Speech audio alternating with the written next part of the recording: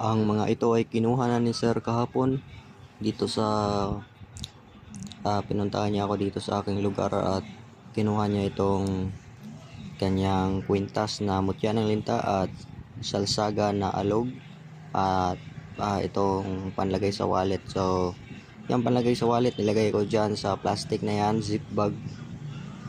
Pero pwede yung ipalaminate, ganun lang yung itsura, alisin mo lang yung plastic, palaminate mo lang, pwede mong gawing kwintas o keychain. Maganda kasi kapag nakalaminate kasi hindi siya masisira, hindi mapapasok ng tubig. Ito nagagamit pangkalatang proteksyon sa lahat ng klaseng malalang aksidente na maaaring ikamatay.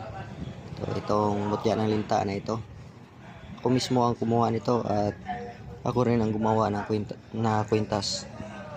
At ito rin pangkalahatang proteksyon sa lahat ng klaseng malalang aksidente.